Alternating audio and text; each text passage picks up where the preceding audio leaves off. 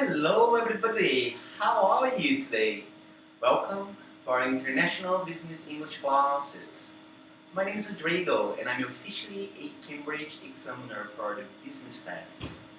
And today I've brought something really special for you, which is how to write a proper professional CV. Yes! So you're going to learn all the tips and all the elements required on your CV.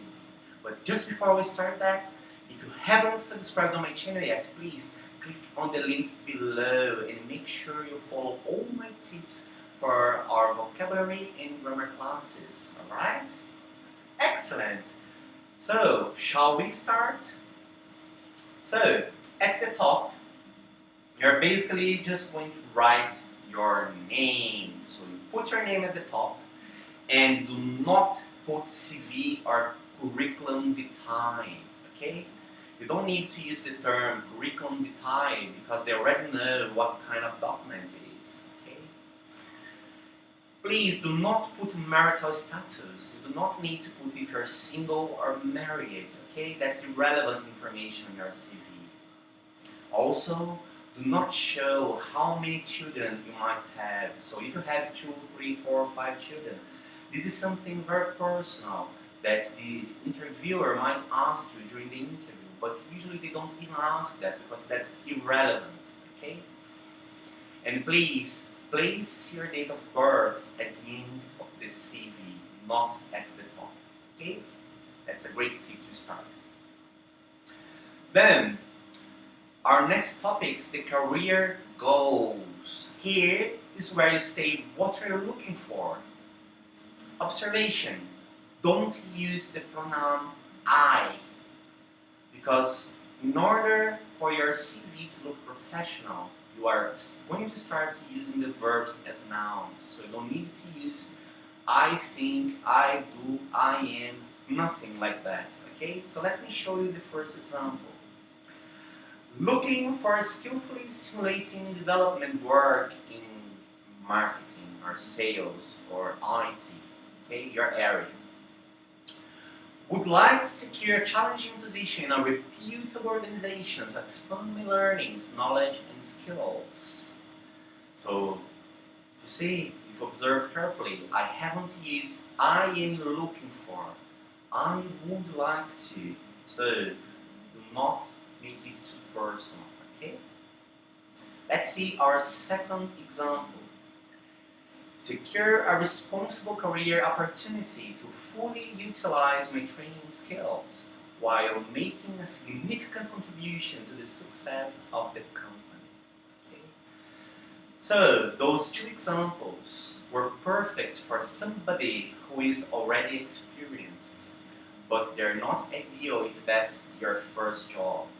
If you're trying and seeking for a first job opportunity, I have some other tips for you, okay?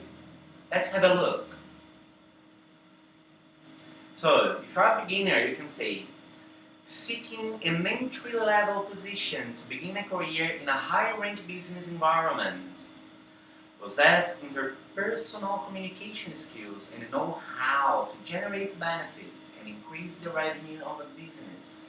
Basically, I'm saying that I'm seeking an entry-level position, however, I want to help the company to get more money, to make more money, to increase its revenue, to increase its turnover, alright? So those are keywords to be on your career goals. Let's see a second example for beginners. A highly organized and strongly focused individual looking for a strategic position to gain practical experience. Willingness to accept challenges and work hard in a 24/7 environment. So basically, if one day you intend to work for a bank or in the financial area, they expect you to work much more than 8 hours per day. So you need to be willing to work overtime. And that would be a perfect career goal for you, alright? Just letting your boss know that he can count on you because you're very reliable and also loyal. So reliability and loyalty are keywords when you are using your career goals words, Okay, your presentation. You're putting yourself on a piece of paper. And that's amazing. Okay? And the last example. Make use of my interpersonal skills to achieve targets of a company that focuses on customer satisfaction and customer experience. And this time, you're telling your boss that you have great interpersonal skills, alright? You like talking to customers. You guarantee your boss that the customer satisfaction rating will be very high, and that's another keyword to use as your career goal. Alright? So let's now talk a little bit about your skills. Okay? As an example, I can say vigorous self-starter can work on projects with minimal supervision. And in this case, basically what you're saying is that you do not need a boss breathing down your neck all the time. Because you're self-motivated, you can take the chance and show what you're capable of, okay? So you need minimal supervision. That's amazing. Second example, impressive multitasker. Great at prioritizing tasks and working on several at once. So basically you're a multitask guy. You can do 4, 5, 6 different tasks at the same time, and you are very effective and efficient. Alright? So all the tasks aren't half-baked. They are great. Basically, that's what it means.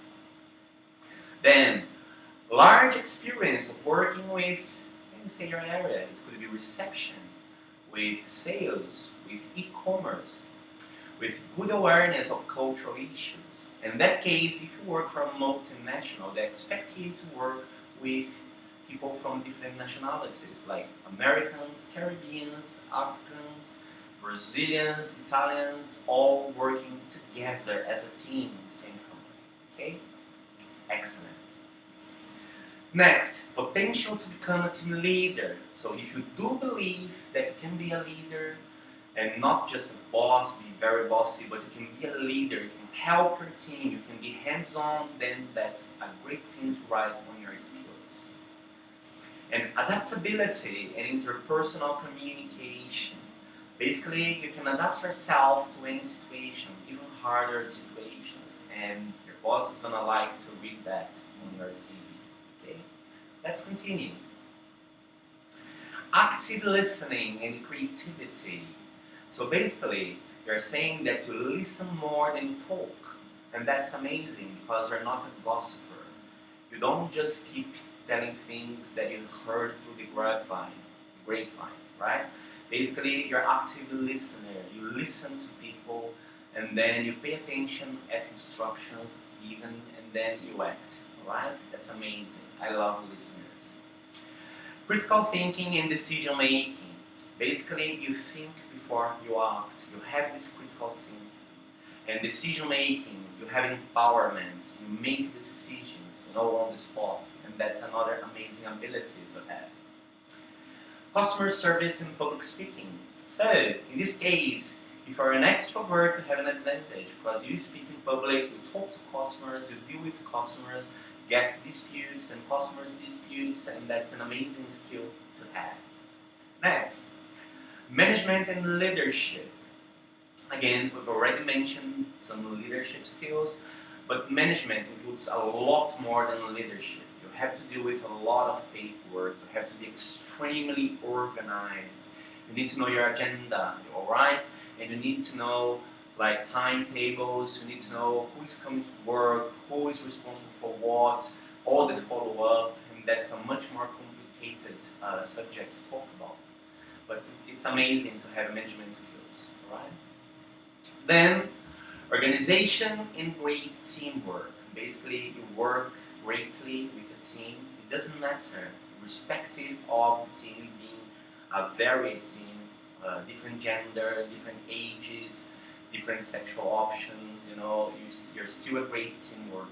And you are organized. Then, self-motivation and contract negotiation. Again, self-motivation means that you do not need somebody telling you what to do, because you can do it yourself. And contract negotiation, you're capable of closing deals, closing contracts, making customers signing contracts. And that's an amazing skill.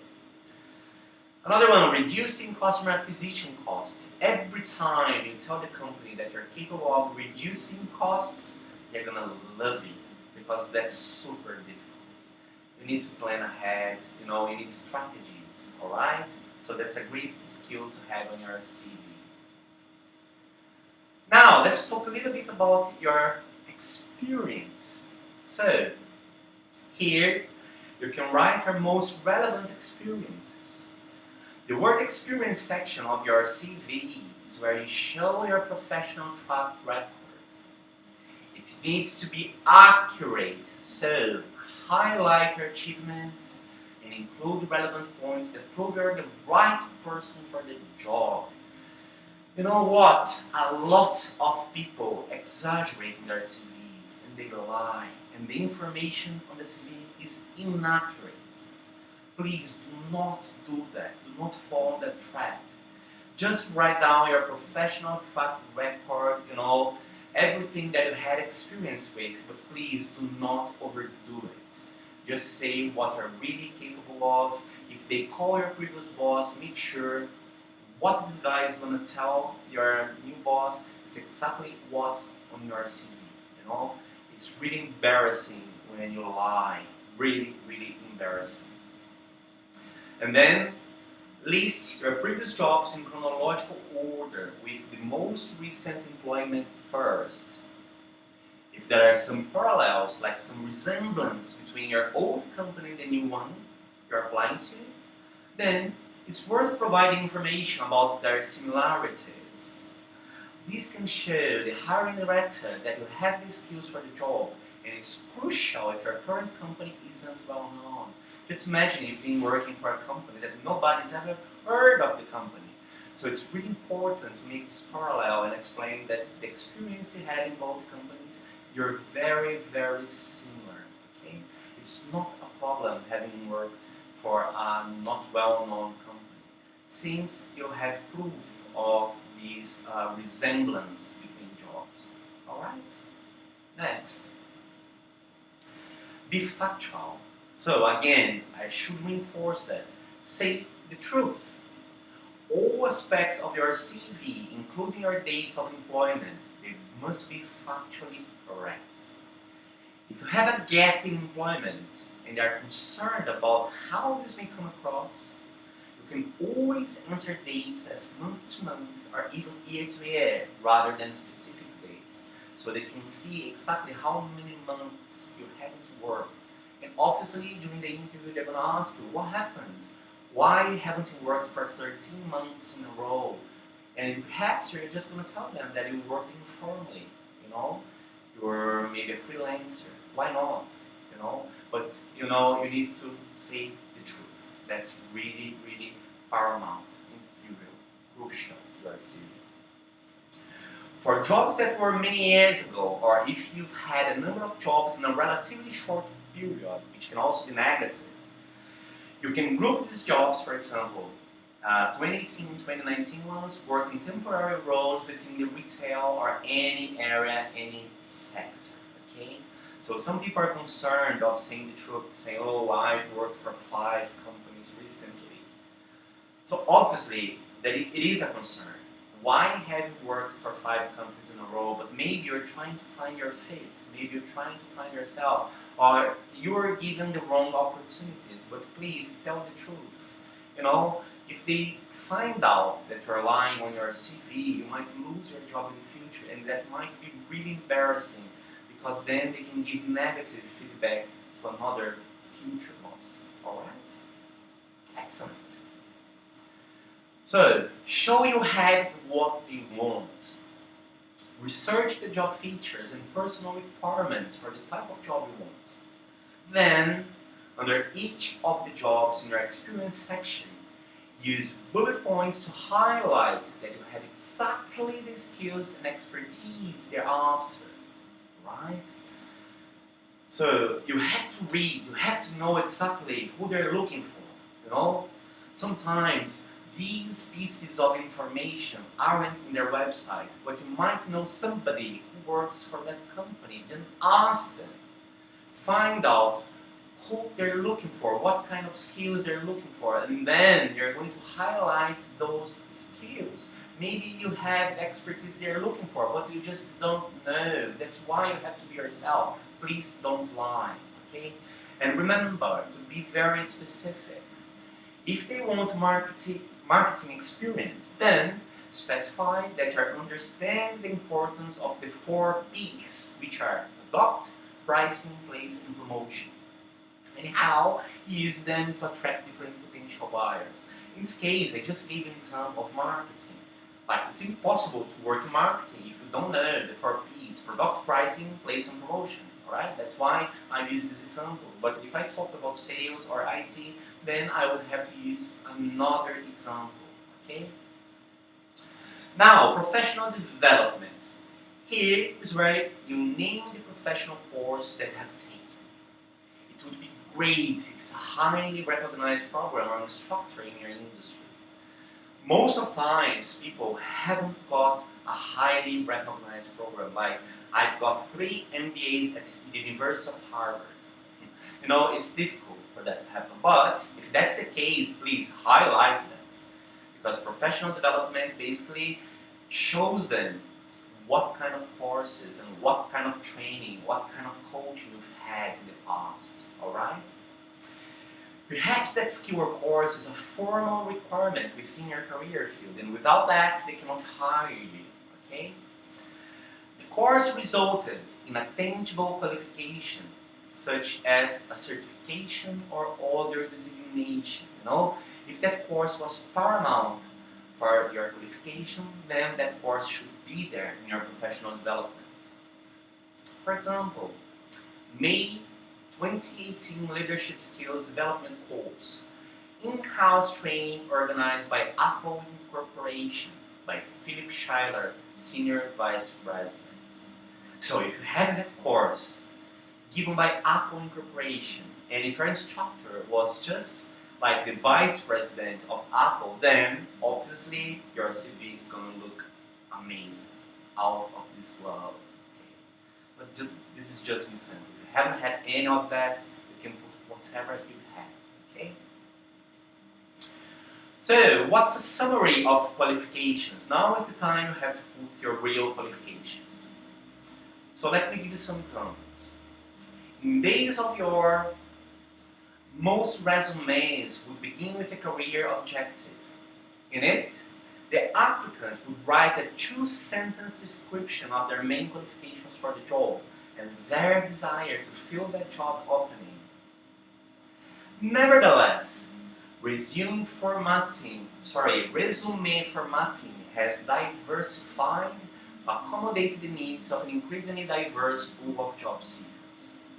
So, it's becoming more popular and necessary to begin with bulleted resume introductions or short summaries that cover your main achievements, your main qualifications, and all the skills that qualify you for the job. Okay? So basically what it says is, before, like 2 decades, 3 decades ago, the resumes begin with a career objective, like my objective is to become a manager, blah blah blah, in 2 sentences. Nowadays, that's unacceptable. Now, your resume formatting has to be different. It has to accommodate the needs of the pool, job seekers. So basically, you have to write the main achievements, all of your main qualifications, the skills that qualify you for the job, the skills that prove you're good enough to take that job. Alright? So, let's see one example of qualifications on a CV. So, 2017 to 2019, Master's degree in Communication Systems, University of Harvard, Boston, the USA. Executive assistant with 6+ years of experience and administrative support to corporate executives. Oversaw increase in efficiency by 20% by optimizing internal filling and communication systems. Led weekly administrative assistant meetings to stay connected and address any problems encountered during the previous week. Worked well with clients, co-workers, and bosses. Never received a single human resources complaint and received written praises 8 separate times from clients. Organized quarterly parties for our office, which helped strengthen company loyalty and promoted team bonding. Received Assistant of the Year award while working at Apple Incorporation during the 2017 fiscal year. So this is a great example of real qualifications, alright? Of course, if you haven't got all that, you're going to write much less than that. But you have to try to be objective, honest, and to put everything that would qualify you for that job vacancy. Alright? Now, languages. You can say, for instance, it's just an example, guys. Native Portuguese speaker, fluent English C1 and Spanish C1, intermediate French B1 plus, and elementary German A2. Again, those codes A1, A2, B1, B2, C1, C2 are codes in accordance to the Common European Framework Database. Okay? So if you are C1, it means you are very advanced. If you are B1 plus, you are intermediate. And if you are A2, you are elementary. In other words, you can talk in elementary situations, but you cannot discuss business with A2 level. However, with C1 level of English, you can write emails, proposals, you can write a lot of pieces of writing, you can write essays, you can write reports, you can write letters, you can write formally even, alright? Excellent. And then you can put your interests. It's really interesting. Bosses, they're very curious, so they can have a hint of what you like. For instance, I can say, I play the piano, but I don't say I just put play the piano, soccer, cooking desserts, giving lectures, alright? And then the last thing is personal. So, dual British Brazilian nationality, born in São Paulo, 20 June 1978. So now they discovered how old am I, okay? Currently living in Boston, the USA. Telephone and the number, and email your email. So basically, that's how you're supposed to write your CV. That's not the only way, but that's a perfect professional way that every boss will be proud of, because it's very organized, concise, and with paramount information that they need for the job you are seeking, alright? So again, guys, thank you so much for being with me all this time. Again, my name is Rodrigo, and if you haven't subscribed on my channel yet, please click on the link below and make sure you follow all my classes. I also teach non-business classes, general English, such as TOEFL, Cambridge, and IELTS certification courses, okay? So thank you very much. Tell your friends about my channel, help me to divulge, alright? So thank you very much. Cheers! Bye-bye!